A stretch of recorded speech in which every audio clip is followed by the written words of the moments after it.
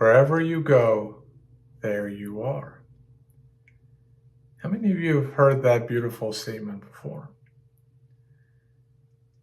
You see, it's such a beautiful reminder of the universality or sort of the unchanging nature or essence of our being that is always there, no matter where we actually go.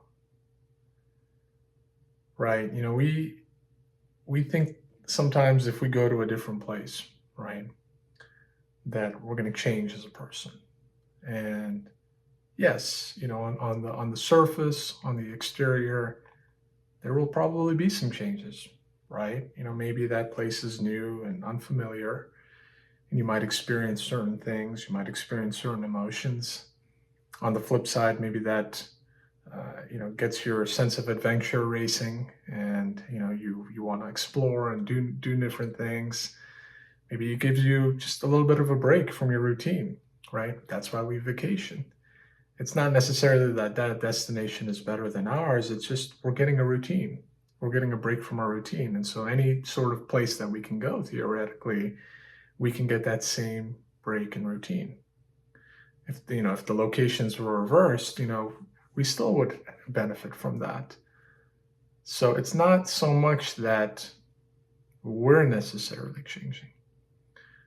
Our thoughts may change, our perspective may change, but our being, our essence, if you will, that never changes, no matter where we are, no matter the location on this earth, but also no matter where we are in our spiritual journey, on our life journey, right? The same you that was in, the 10-year-old you is the same you that is in the now. Nothing has changed. Of course, your 10-year-old self and who you are today, you put a picture of that comparison, it looks like night and day, right? You've obviously grown so much. You look different. You might retain some of the features that you had during childhood, but for all intents and purposes, people can tell that you're a different person, an older person.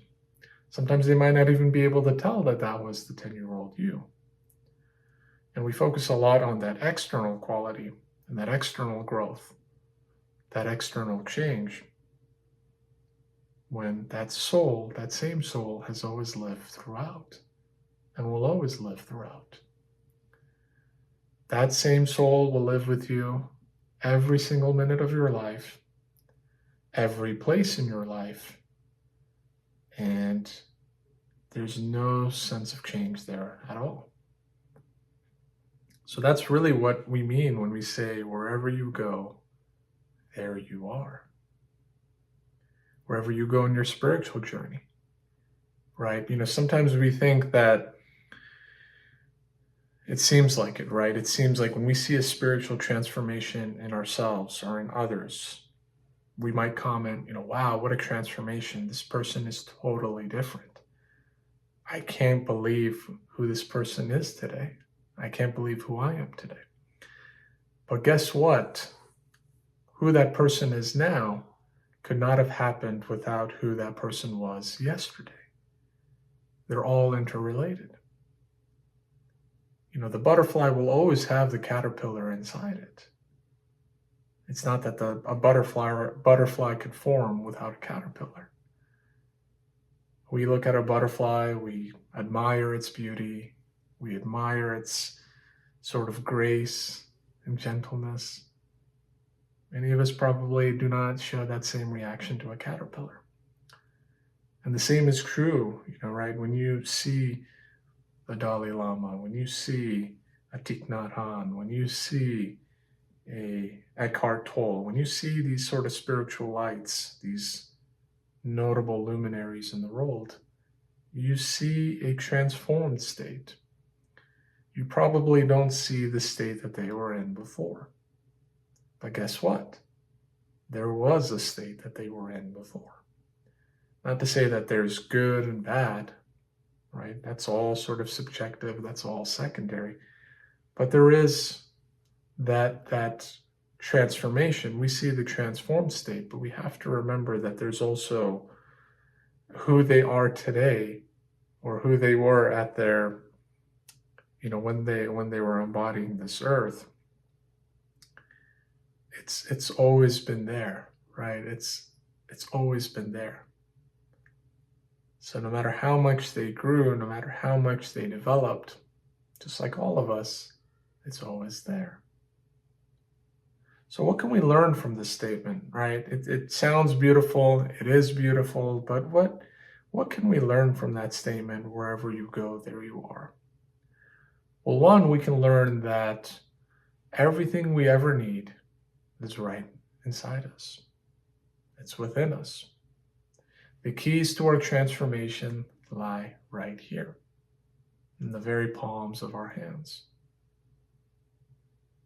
Sometimes I hear people say often, "Oh, I wasted my life. I did this for so many years, and I regret doing this, and I hate myself for this. I was so ignorant back then, or I was so foolish back then."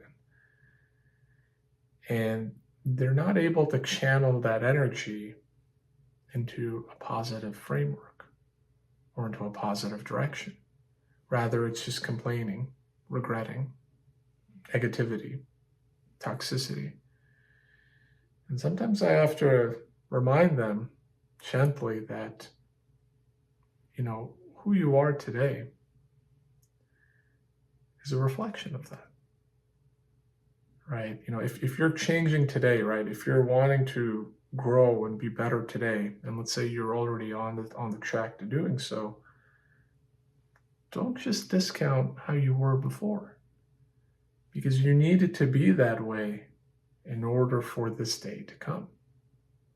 So nothing was wasted. Nothing was wrong in the traditional sense of the term. And the response I always typically get back, well, I could have done this sooner. I could have done this better. But you didn't, right? That's why we're here. We can't change the past. So to dwell on the past when we want to take steps forward is counterintuitive. It's counterproductive. You cannot walk forward while walking back at the same time. So you have to let go of the past. You have to make all of your steps a forward one. And you can do this in a way where you cherish what has come, even if you may not be proud of it, right? I'm not saying that what we may have done in the past is something that we're proud of or that we want to repeat, but at the same time, we have to realize that those events, those moments had to be there in order for this transformation to occur now, right? Everything that happens in our life is meant no other way. It's meant exactly in the way that it's happening and unfolding right now. It reminds me of that. I think there's an expression that, for those of you who have read The Alchemist or are fans of The Alchemist, I think it's maktub. If I'm wrong, please correct me on it. But the Arabic phrase for "it is written." Those of you who know the story, I won't spoil it for those of you who haven't read that book, because it's a wonderful book. But it's a constant reminder that it's already written. Whether you do it or you not do it, it's already written. It's destined to happen. Such that a lot of great spiritual teachers tell us that life is really just life playing itself out. And what we think of action, what we think of as change, part of that, if not all of it, has already been reflected, has already been written, has already been predestined by God, by the universe, by the eternal power, however you describe the Almighty, the infinite, the unending. So there is that sense that no matter where you go, there you are. And that's, I think, something that a lot of us struggle with sometimes is we see it as, well, I got to change. Who I was before wasn't good enough, and I have to be better. And we sometimes like to kind of split it, right? We like to bifurcate it between then and now, bad and good, unenlightened and enlightened or awakened. But they're all one, right? Going back again to that example, the butterfly and the cocoon are one. The cocoon will always live in the butterfly till the very end of the butterfly's life. And you and I, we're also the culmination and the summation of every single thought, good and bad, every single action, good and bad, that has ever passed and come forth in life. And we have to embrace that. The point is not to become, the point is to be, to already be, because you're already there, right? I know there's a huge desire in me, really, as well, to change, to grow, to be different, to really awaken. But I'm realizing that all of us are awakening if we just let life do its thing. It sounds kind of strange because it almost sounds, when I'm saying these things, it almost sounds that you're kind of giving up or you're surrendering and you're taking your hands off the steering wheel and being sort of immobile and motionless and sort of not taking responsibility, but nothing could be further from the truth. The spiritual journey is not something that you have to meticulously strive and strive and strive. Yes, there's an element of doing. I won't discount it completely, but a lot of it is just a sense of being and a sense of just relaxing our mind, relaxing our body, and letting it sort of restore itself to its natural state. Because we are already perfect. In our core, in our being, we are already perfect. Because within all of us resides the soul, the spirit. And you can't make the soul or spirit more perfect. It is the embodiment of perfect. But of course, that soul or spirit lives within a human body. And we spend so much of our time associating and identifying with that human body. So if there is an action, if you're ever looking for one, it's to disassociate yourself from the human body. Disassociate yourself from the human mind. Because what you're aspiring toward, you already are. The seeker is the sought. Right? What you are seeking is already you, but the true version of you. And maybe the reason that you can't see the true version of you is because you're building up an image in your mind when this whole exercise doesn't require the mind at all.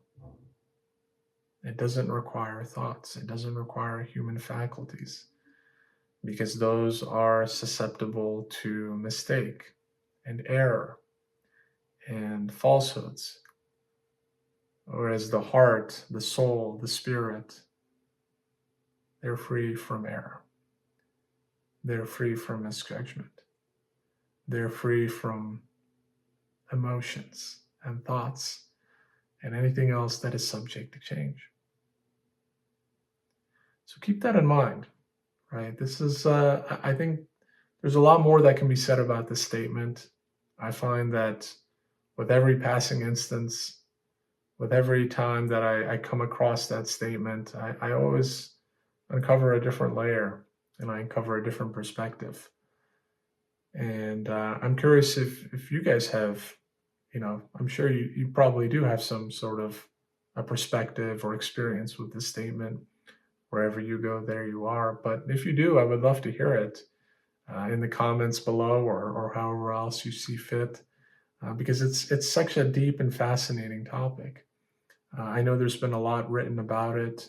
There's so much now, especially nowadays with technology and social media. We're coming into contact with so many spiritual teachings from so many great spiritual minds. And I'm not just talking about the ones we all know, or sort of the the main sort of luminaries that um, all of us are aware of, but really just I want to say regular everyday people, but that's probably not the right term. Just everyday people who have some sort of a spiritual insight, or who have some sort of a deeper understanding. They're now able to express themselves and share their voice, whether that's through a book, whether that's through a podcast, whether that's through a social media post, however it may be. The truth is the truth. And the truth has infinite ways to find its message, to be heard. And the same is true with what is not truth, the untruth. And, we're all familiar with that as well.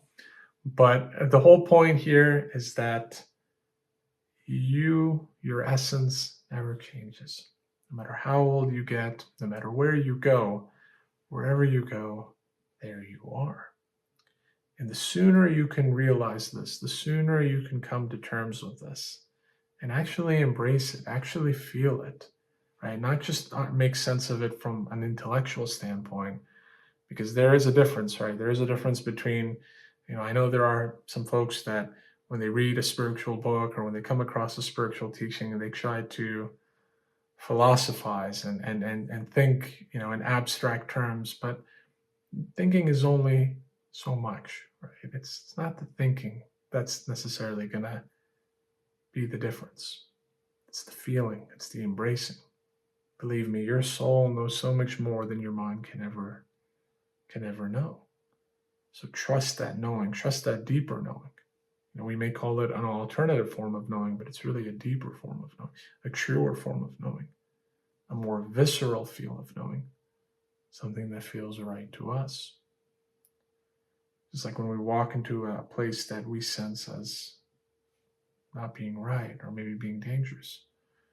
Maybe there's not something specific that our mind can analyze in that moment, but we have that gut feeling, we have that gut reaction. Something makes us feel out of place. That's a deeper form of knowledge. And you have to trust that. And when you trust that, you begin to sort of peel away the layers of this onion and see that despite all the changes that you experience, despite the changes to yourself, to your body, to your location, to your status, to all the different sort of physical characteristics of this world, there is this constant undercurrent, this constant energy, this constant vibration that can be described perhaps no better than your soul. And that's really what's at the crux of it. That's really what we're all after, but in truth, what we already are. And sometimes we need to do the whole journey just to get back to square one. And I think that's a wonderful way for me to connect it back to the book I was referencing earlier. I wasn't planning it that way, believe me. Uh, so if you guys have read that book, I don't want to, or if you haven't, I don't want to, reveal any spoilers or anything like that. But certainly, I think that's, what I'll leave you with. Hopefully you guys enjoyed this video. Hopefully it was helpful. I know it's sometimes a little bit, challenging to just kind of focus on one sentence or one statement, but I really do believe this is such a powerful one. And I hope that however you interpret it, I'm sure many of us have different ways of seeing it. Hopefully you can pick away at some of the similar truths that permeate, no matter what the vantage point is, no matter what the perspective is. Please let me know what you guys think in the comments below. Drop a like if you like the video. Feel free to subscribe as well. I would love to have you as a subscriber to the channel, where I'm constantly trying to produce new videos every week, and really just trying to give you guys easy to digest videos, trying to simplify a lot of things that can sometimes feel difficult and complex, and give you guys an avenue that you guys can learn from, and actually put the learnings and the teachings into practice, right? I don't want this channel or this video or anything that I do to be abstract and just for entertainment only. I also want it to be educational and to be informative and to hopefully play some sort of a role in your life. That's going to be my greatest joy. But I'll leave you with that. Thank you again, as always, for watching. And I really do hope that you have a wonderful day. And I look forward to seeing you next time.